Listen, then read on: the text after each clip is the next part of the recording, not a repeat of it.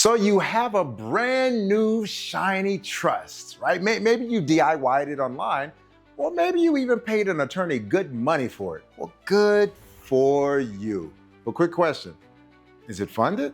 Did you know that if your trust isn't funded, it might as well not exist? You have a very expensive paperweight.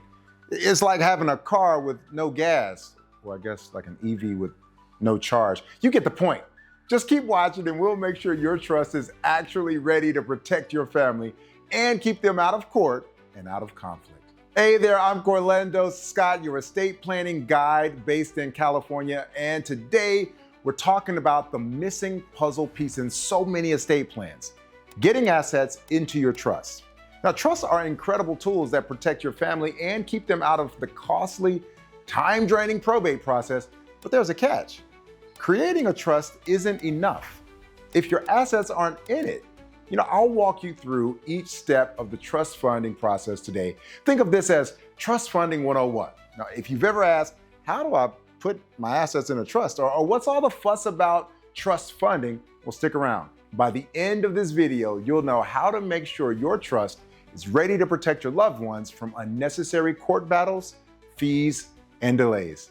Let's dive in. All right, so first things first, why does funding your trust matter so much? Well, picture your trust as like a vault. You can put valuable items like your house, your bank accounts, and other assets inside of the vault. The whole point of this vault is to protect these assets, allowing them to be managed and distributed smoothly without probate. But here's the kicker. An empty trust is just like a vault with no valuables inside. Without funding your trust, you can't protect what it's supposed to protect, which means your family could still face the probate court process, a time-consuming, public, and often very costly process. Now, to avoid this, funding means transferring ownership of your assets into your trust. And this step is crucial, and I can't emphasize this enough. An unfunded trust is like a safe that's locked, but with nothing inside to protect. So let's make sure that your trust is filled with the assets that matter most. All right, now that you know why trust funding matters, let's get into the how for different types of assets. Now, not all assets are transferred in the same way, so I'll break it down by category: real estate, financial accounts, vehicles, personal property, and those assets that may need a special approach. Think of this as a chance to double check that everything you love and worked hard for is actually protected in your trust. Let's start with real estate. Real estate is usually one of the most valuable assets in a trust. Now, to transfer real estate, you'll need to update the title of the real estate to show the trust as the owner. Now, this is typically done by recording a new deed with the county recorder's office. Now, and keep this in mind, errors in the deed can lead to problems. So this is where working with a lawyer is worth every penny. They should be able to make sure that the transfer is correct and that your mortgage, your insurance, and all the other obligations won't be affected.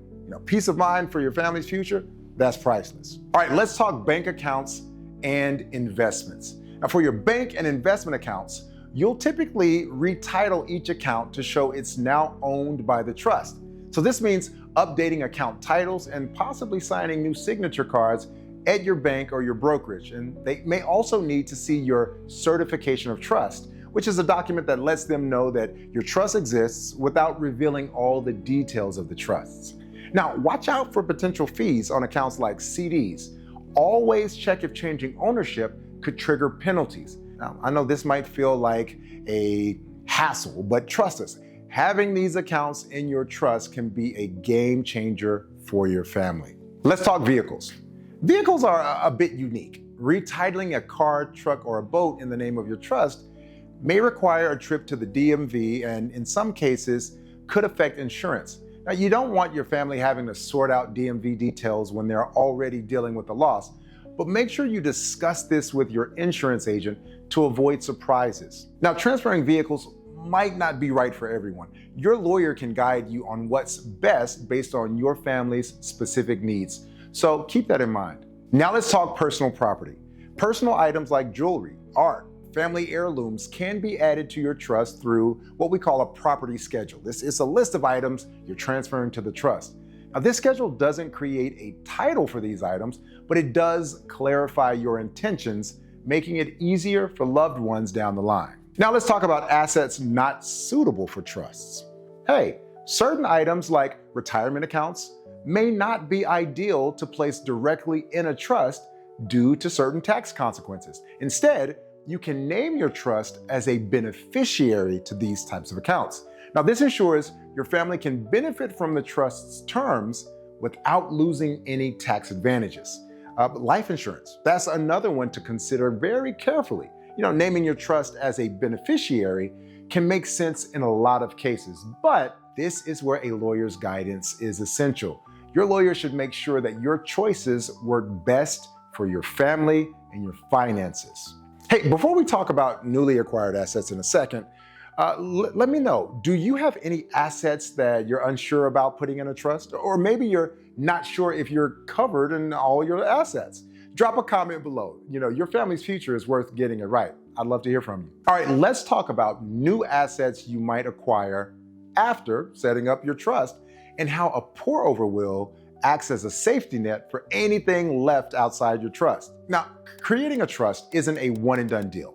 You'll want to transfer new assets into your trust as you acquire them. And if you're buying a property, title it in the trust name from the start. It's an ongoing process, but this consistency will ensure that your family remains protected. So let's talk about the role of a pour-over will. Now, I know you're thinking probably, Corlandos, if I have a trust, why do I need a will? Well, here's the deal. A pour-over will catches assets you forgot to put in your trust and moves them into the trust after your death. It's a helpful backup, if you will. But remember, any assets caught by a pour-over will still go through probate. That's why it's so important to fully fund your trust during your lifetime. And a personal family lawyer can make sure that your trust is fully funded so that your family avoids probate as much as possible. All right, now you know how to fund your trust and you know how funding your trust can protect your family from probate and ensure your legacy. Now, if you're ready to take action or you have questions about setting up or funding a trust, book a consultation with me using our link below. Let's make sure that your trust is doing what it's meant to, keeping your loved ones out of court and out of conflict. Hey, and if you want to learn more about probate and why you should avoid it, check out my video, Why Exactly is Probate Bad and What You Can Do. It's linked right here.